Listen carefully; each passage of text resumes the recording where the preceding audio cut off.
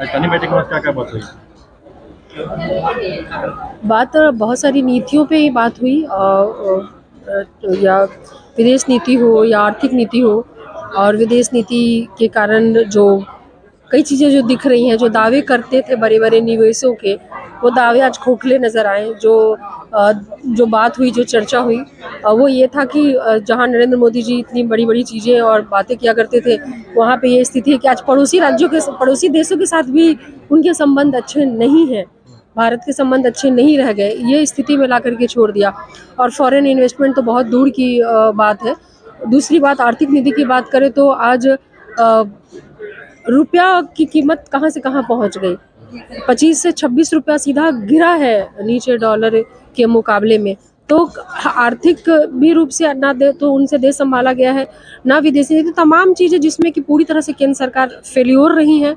इन सभी मुद्दों पे बात हुई है। और कल जो है वो खुला अधिवेशन है, और जहाँ पे कि लालू प्रसाद यादव जी का खुले अधिवेशन में, मतलब उनकी एक तरह से आप कह लें कि ताजपोशी होगी। उन्हें सर्वसम्मति से, सबकी इच्छा से, सबने एक मत होकर के जो प्रस्ताव पारित किया है उनके पक्ष में, तो कल उनके लिए खुला अधिवेशन रखा गया।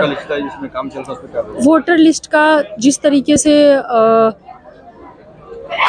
मैं क्या कहूँ, मुझे तो ऐसा लगता है कि पहले उन्होंने नोटबंदी की है और अब वोट बंदी का उनका पूरा एक्शन ऑफ प्लान तैयार है, जिसमें दुखद ये है कि इलेक्शन कमीशन भी उनका साथ दे रही है, बिल्कुल भी निष्पक्ष नहीं रह गई है। जो चीज़ें दिख रही हैं, अब इंसान भरोसा करे तो किस पे करे। जो लोग जितने नियम बनाए गए हैं कि अगर आपको, ये पहली बार देखने को मिल रहा है हिंदुस्तान में कि आपको जनता जो है, वो लोग अब वोटर लिस्ट बनवाने के लिए पीछे पीछे भागेंगे। कोई कहीं कमा रहा है। आप जानते हो बिहार की स्थिति क्या है, यहाँ पे तो लोग पलायन पे मजबूर है। तो जो मजदूर बाहर रह रहे हैं, क्या इतने कम समय में उनका बिहार आकर के वोटर लिस्ट में नाम जुड़वाना संभव है? जो ये बातें कर रहे हैं कि नहीं नहीं, वो तो कहीं भी फॉर्म भर के कहीं भी से भी कर सकते हैं, उनके लिए भी मैं ये पूछना चाहती हूँ कि क्या वो इतने अवेयर हैं? जो गरीब व्यक्ति जो कहीं बाहर में धान बो रहा है या खेती कटाई में गया है, वो उसको कहाँ इतना समय है या कहाँ इतनी समझ है? यहाँ तो ये होता है कि बूथ लेवल ऑफिसर होते हैं, बीएलओ होते हैं, जो घर घर में जा करके और किसी तरीके से उसका जब मतलब बना पाते हैं, वोटर आईडी का में जोड़ पाते हैं। लेकिन इस कंडीशन में जहाँ पे कि इतनी बड़ी संख्या में लोग पलायन है, इतने कम समय में, जब पिछली बार जब हुआ था तो उस पुनर्निरीक्षण का जब कार्य हुआ था तो लोग विधानसभा को 2 साल का वक्त मिला था, और अब 28 से 30 दिन में जो 2 साल में आप कर पाए, वो आप दावा कर रहे हो कि आप 28 से 30 दिन में कर दोगे। पता नहीं है 30 दिन में हुआ था 2003 में। कौन, किसने किया था 30 दिन में? मंगल पांडे बोल रहे हैं। ये कतई भी गलत खबर है जिसने भी आपको दी है ना। 3 साल तो लगे थे विधानसभा वाले में, और 2 साल विधानसभा में लगे थे, 1 साल पहले शायद लोकसभा का हुआ था। तो ये चीज़ें हैं, तो उनके कहने से नहीं होगा। और मुझे वो तकनीक बता दे, वो टेक्नोलॉजी बता दे। हम सीधा हम उनसे पूछते हैं कि आप 28 दिन में अगर दावे कर रहे हो कि सबके जोड़ लोगे, तो मुझे आप अपनी वो तकनीक बता दो, किस तरीके से आप जुड़वा रहे हो। आप वो साझा कर दो कि मैं, ये हमारा है, इस तरीके से हम करवा लेंगे। आपके करने वाले कौन लोग हैं? वही बीएलओ है। कौन है बीएलओ? कहाँ बैठा है? जो बूथ पे बैठे हैं वही आपके हैं ना। वही माध्यम है। आपने कोई नई टेक्नोलॉजी इजाद कर ली है जो माइग्रेंट्स हैं उसको, और माइग्रेंट्स को पहले आप नौकरी भी ना दो और उसके बाद कहो कि जो माइग्रेंट्स है वो वही के वोटर हो जाएंगे।